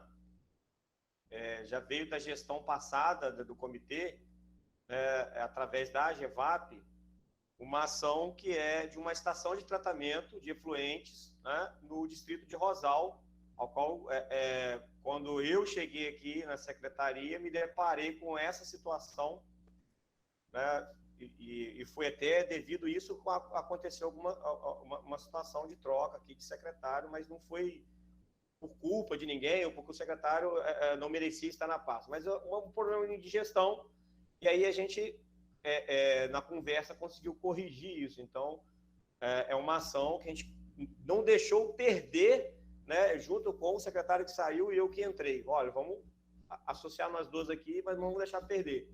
Então, é uma ação que está sendo feita através do comitê que conseguiu um recurso, né, através da GEVAP, que é essa estação de tratamento de efluentes, que já fez um levantamento planoaltimétrico lá no distrito de Rosal, que está na bacia do Itabapoana, né? Então, é uma estação de tratamento de todo o distrito. O comitê também ele tem ações, né, de discussões em cima da bacia inteira, todo ele, e aí a gente vai lembrar, voltado para a água, tá, gente? O comitê, ele pensa na água. Mas quando eu falo de lixo, eu falo de esgotamento sanitário, estou falando de água. Então, tudo que tiver de discussão, leva-se para a plenária do comitê e o comitê vai discutir essas ações. O comitê ele não opina, ele faz a parte técnica de entendimento do que é aquele assunto. Por exemplo, hoje nós temos um grupo de trabalho do Comitê de Bacias, do Baixo Paraíba e Itabapoana, que discute a criação da hidrelétrica do Saltinho do Itabapoana. Né? Então, é uma discussão para saber tecnicamente e falar, olha, esse é o ponto que o comitê chegou para vocês. O acordo ou não se cria, ou se cria a hidrelétrica. O comitê não pode falar, não vai criar. O comitê ele é para agir tecnicamente, entender o estudo tecnológico e entender o estudo ambiental. Ele não tem foco único de visualizar uma pessoa, então ele tem que visualizar as duas partes. Então, às vezes, não tem esse entendimento da população quanto a isso. Então, o comitê ele tem que ser imparcial nas suas discussões. E sempre lembrando que ele vai remeter sempre ao benéfico da água, tá? Que primordial ao comitê é o bem da água que é disponível para nós. E outra ação, que, né, até foi a última reunião ordinária, que na verdade foi ontem, né, a criação de mais um grupo de trabalho falando especificamente da bacia do Itabapoana. Então, foi jogado na plenária e o comitê tem toda uma regra, todo um regimento para se trabalhar, tá?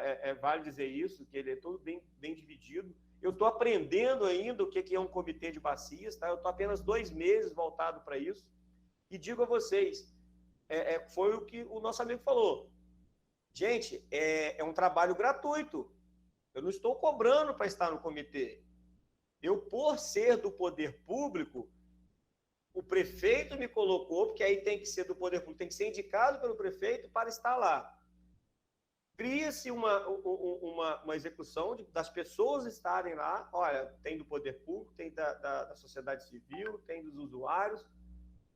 Quem quer entrar? E tem representatividade de todos.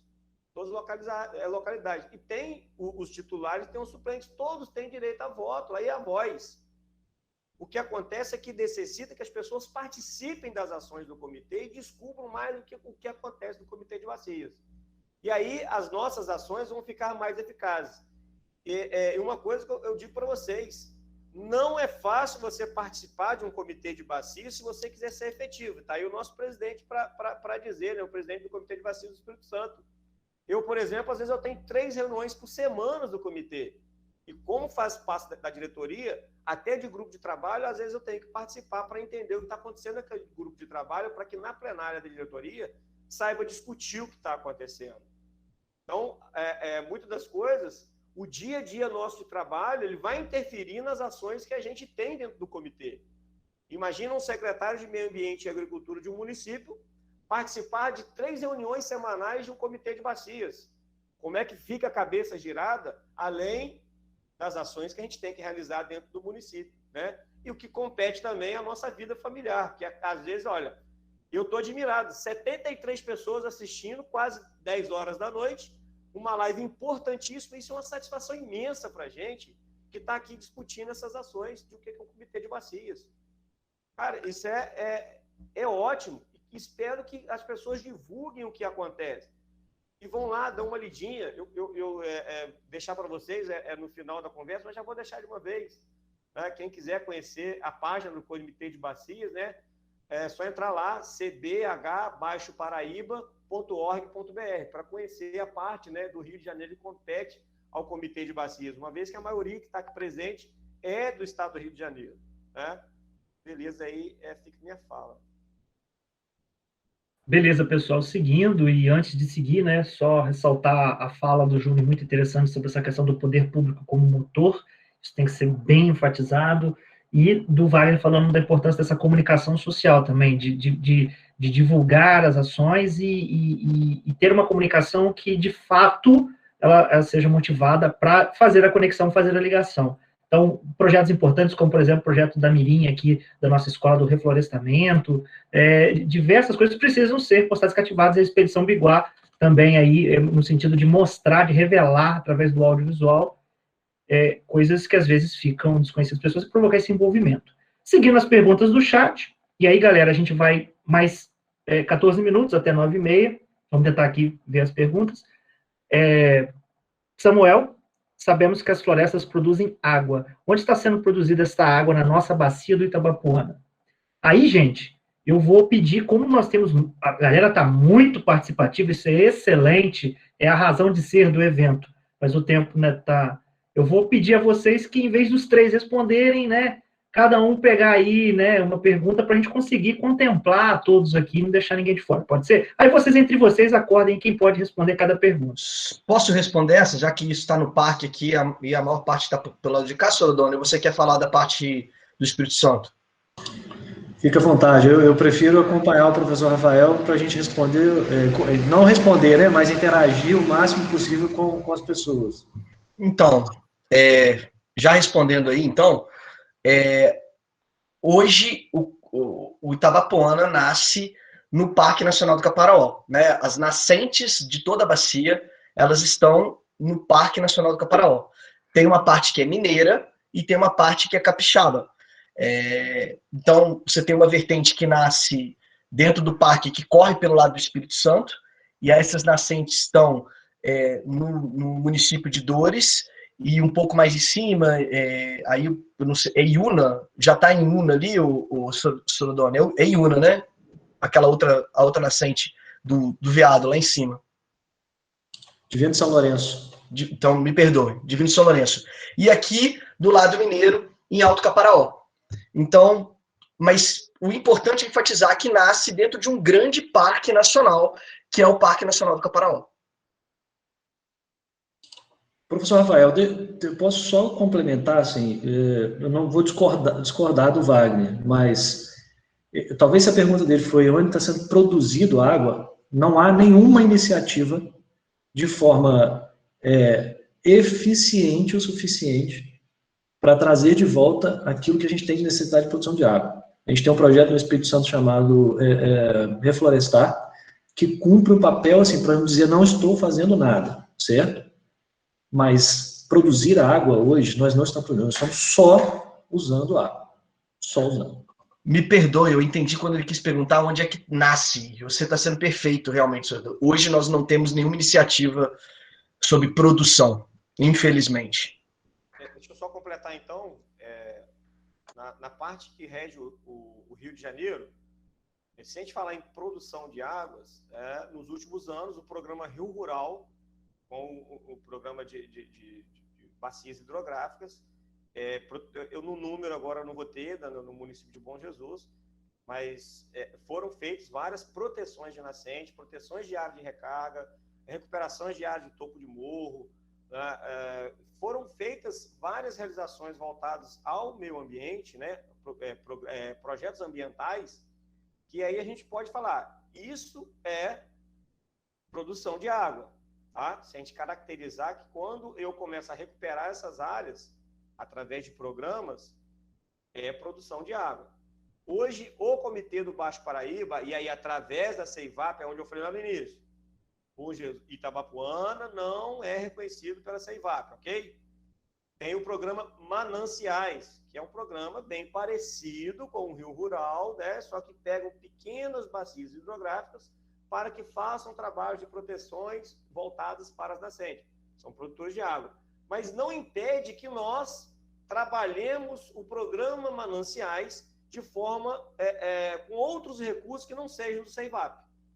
Então, é isso aí que a gente começou a discutir na criação desse grupo de trabalho para a gente ampliar essas ideias.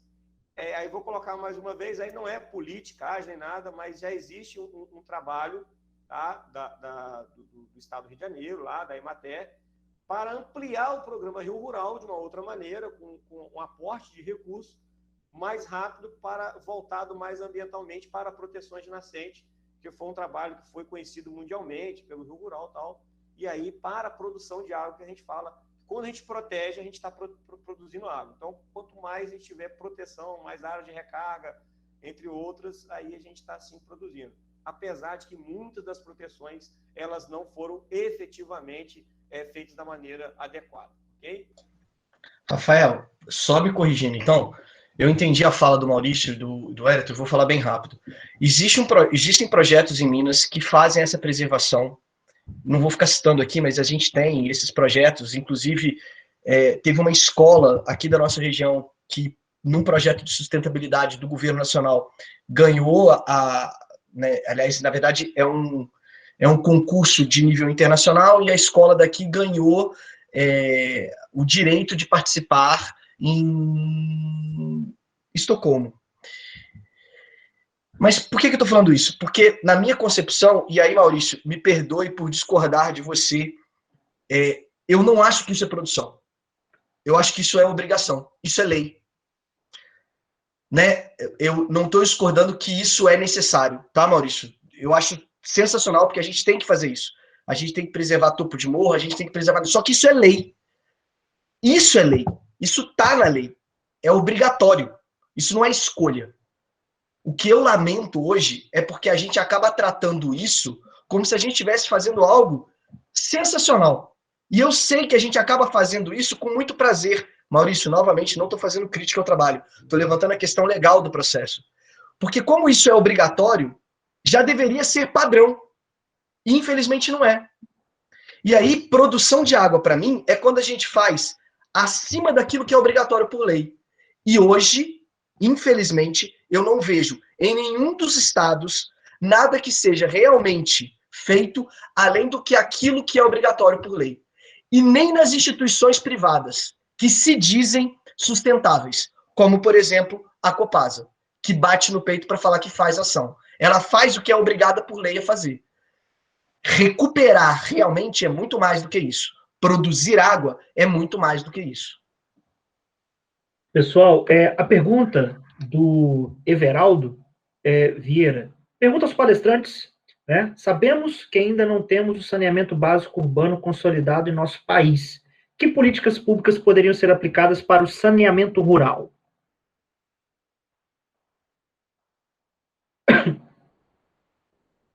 E aí, gente? Posso falar na minha situação aqui, ou Ed, você quer começar? Então, aqui foi feito um projeto que, inclusive, ele tem vínculo com a Arsai.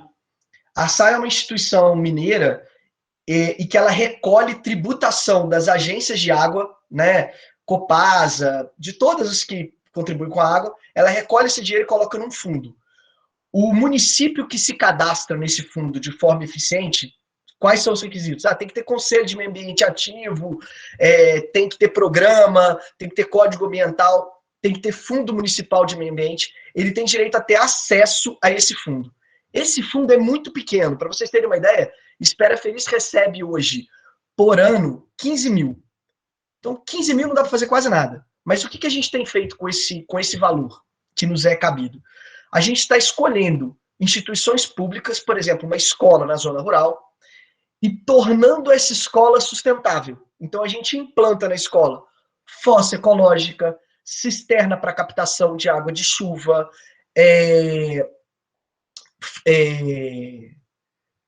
fugiu o termo. Bom, a gente torna a escola cultivo agroecológico. A gente monta todo um sistema de plantio agroecológico na escola que vai abastecer a própria escola e proteção da nascente que abastece a escola. É isso que a gente tem feito com pouco recurso que a gente tem aqui na região. Passo a palavra aos amigos. Pessoal, a gente está realmente faltando 5 minutinhos, bem pouquinho. Eu posso ir para a próxima pergunta, já que pelo menos o Wagner deu um parecer? É do Carlos Freitas. Fala, moço. É só para responder o Everaldo, se eu não me engano, é o Everaldo de Carabuçu, né?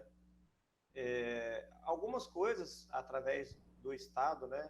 E aconteceu aí também, vou falar no programa Rio Rural, muitas coisas não deram certo, mas começou-se a fazer um trabalho, né, com as fossas da Funasa, né, nas várias regiões do Estado de Janeiro, através do programa de microbacia hidrográfica. Aí, por algumas coisas não deu certo, mas em alguns locais, efetivamente, as fossas vêm funcionando, isso aí foi interessante. A Funasa também aplicou vários projetos dentro de agroindústrias, né? Colocando na zona rural fossas Funasa. O trabalho que eu acabei de falar, que inicia em Rosal agora, de estação de tratamento de efluentes. Então, assim, algumas coisas estão sendo constituídas. E é uma obrigação, que aí alguém colocou no chat, que é obrigação, sim, do governo, porque é onde que está o dinheiro, correto? Mas se a gente não trabalhar para isso acontecer com essas discussões, vai ser mais lento. Então, é só para... Beleza. O Carlos, né, ele faz uma complementação à pergunta do Everaldo, e aí eu vou, então, pular essa pergunta, já que é uma complementação. Carlos, desculpa, mas fica para uma outra oportunidade, porque a gente estava faltando 4 minutos, e aí tem uma pergunta na sequência que é bem interessante sobre comitê. E aí eu acho, né, dentre todas as pautas, é do Igor Basílio. Dentre todas as pautas, qual o maior desafio e pontos de atenção para o comitê hoje? Que eu achei interessante essa pergunta para a gente já encaminhar o encerramento, e aí eu acho que os 3 podem responder, né, e aproveitando, né, respondendo a pergunta do Igor, também trazendo as suas considerações finais para a gente, infelizmente, né, encerrar aqui. Repete, por favor, Rafael, a pergunta. A pergunta dentre todas as pautas, qual o maior desafio e pontos de atenção para o comitê hoje? Vou começar, professor Rafael, sendo bem objetivo. A gente tem um conjunto de desafios. Esses desafios, eles estão todos colocados dentro do nosso plano de bacia, que é um instrumento de gestão, né? Na verdade, a gente tem um conjunto de instrumentos de gestão, o plano de bacia é um deles. Lá estão colocadas ações com aspectos temporais, né? Metas muito específicas. Então, lá estão todos os nossos desafios. Mas hoje a gente tem um desafio muito maior, que a pandemia trouxe para a gente um novo contexto, né? De convivência social, de mobilização, né, de envolvimento das pessoas. Então, remobilizar, né, conseguir trazer as pessoas de volta para a participação efetiva dentro do comitê, a comunicação com a sociedade, sem dúvida alguma, e, a partir daí, colocar em prática, eu estou falando da realidade do Comitê do Itabapana Capixaba, tá, gente? Colocar em prática o plano de bacia. Quem está aí acompanhando, se quiser conhecer o plano de bacia, eu vou deixar o link aí na conversa aí para vocês, que lá vocês vão conseguir entender o que eu estou falando, certo? Muito obrigado pela oportunidade, professor Rafael, foi um prazer, os dois colegas, a todo mundo aí do Instituto Federal, a todos vocês que estão participando, para mim foi extremamente grato, feliz demais por ter participado com vocês. Muito obrigado mesmo. Estou à disposição, tá?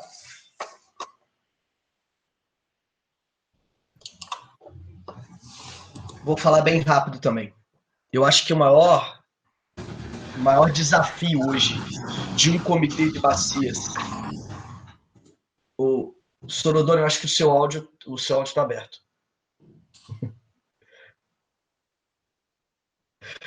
Eu acho que a maior responsabilidade hoje que um comitê de bacias tem, e eu acho que isso tem que ser discutido, é o que foi levantado aí para vocês, é a nossa matriz energética.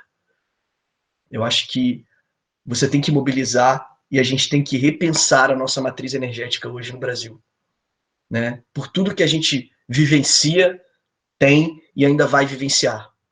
Nós temos que repensar de forma muito ampla isso.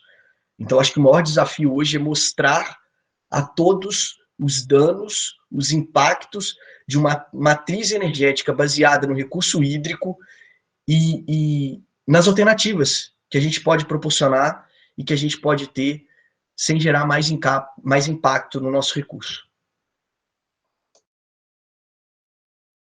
Bem, eu acho que o nosso desafio principal, e não discordo nenhuma das duas falas, é tentar agir que as políticas públicas que existem sejam efetivamente implantadas, tá? Porque muitas das pessoas não conhecem as políticas públicas que nós temos no nosso país, elas são, às vezes, só políticas públicas de economia, voltadas para o social, que é o dar dinheirinho ou dar cesta básica, tá? E o desafio, então, nosso é implantar as políticas públicas que existem, que são muitas e são ótimas. Às vezes são mal implantadas. E o ponto de atenção, eu não vou discordar também dos dois, e vou colocar mais um ponto de atenção, é que todas as pessoas estejam enganjadas e empenhadas, trabalhando, voltadas para um ambiente melhor. Então, o cuidado começa em casa. É o dever de casa que tem que ser cumprido. É aquela velha história do professor. Olha a quantidade de água que você toma banho. Olha como que você escova o dente. E aí, muitas vezes, faça o que eu falo, mas não faça o que eu faço. Então, o nosso desafio é ter atenção para si próprio. Primeiro, eu tenho que olhar o que eu faço como ação, para depois eu tentar corrigir as ações dos outros. Então, o principal é esse. Aí já pode fazer a colocação final ou você vai abrir para a colocação final? Não, Maurício, você pode falar suas considerações finais. Beleza. Então, é só agradecer, né, a abertura do IF para a gente ter esse papo gostoso, né, os dois colegas. Infelizmente, eu não sou biólogo, mas eu vivo a biologia, né? Hoje aqui eu venho trabalhando o Parque Municipal Sabiá Laranjeira de Rosal. Amanhã o D'Ambroso vai estar comigo lá, né? Vou ter a satisfação de receber ele lá e a gente entender melhor. A gente vem tentando evoluir o máximo possível questões ambientais, o problema que nós temos no nosso município, que são as PCHs. Então, isso eu tenho orgulho. Não vai dar para aparecer por causa da imagem, eu tenho orgulho porque eu fiz parte da criação do plano da Mata Atlântica do meu município e de outro município, que é Cardoso Moreira, e é o que eu falo, aplicar as políticas públicas. Eu tenho aqui um plano de Mata Atlântica, será que ele está sendo aplicado no meu município? É isso que eu tenho que reaver e começar a trabalhar, que esse plano seja visto. Hoje a gente está criando um plano de bacias, tá, dentro do comitê, foi aprovado agora, espero que o Itabapana entre, né, que já está na discussão para o Itabapana entrar nesse... A gente vai ganhar esse plano de bacias, se Deus quiser, pelas discussões. Então, eu coloco assim, agradeço muito, e a minha fala final é a seguinte, Otília, você foi minha professora sim, tá? Porque a Otília falou assim, olha, conta que você foi minha professora, que eu fui você foi meu aluno, não. Não é que ela tá idosa, não, tá, gente? Mas ela deu aula para mim há 20 anos atrás. É muito amiga minha, né? Gosto pra caramba da Otília, mas é que ela era novinha quando ela deu aula para mim. Tá joia? Um abraço a todos e agradeço ao pessoal do IFE aí pela oportunidade. Posso fazer minhas considerações finais, então, meu querido? Por favor. Bom, primeiro agradecer a todos os amigos. Sorodoni é um amigão, tenho estima profunda pelo trabalho que ele faz, por toda a capacidade intelectual dele. O Maurício, eu conheci ele lá no Parque Sabiá Laranjeira, a gente teve um contato lá e foi muito legal, foi através da expedição. O parabenizei muito pelo parque, pelo trabalho. Agradecer a todos aqui do evento. E assim como eu comecei lembrando a todos que, né, a água é um bem de domínio público, eu vou deixar uma outra reflexão. E aí essa um pouquinho mais Nietzsche. No Assim Falava Zaratustra, ele fala, a gente tem que aprender a consumir nossa vida. A gente não aprendeu a consumir nossa vida. E consumir a vida é saber aproveitar aquilo que a gente tem e ao máximo. Hoje nós tivemos uma experiência incrível aqui. Incrível. Pena que é pouco tempo. Foi muita coisa levantada, foi muita coisa debatida. Procurem, vocês que participaram, vocês que nos ouviram, se tiverem necessidade, nos procurem o IFE, procurem os demais professores, porque existem inúmeras maneiras de se participar do poder público.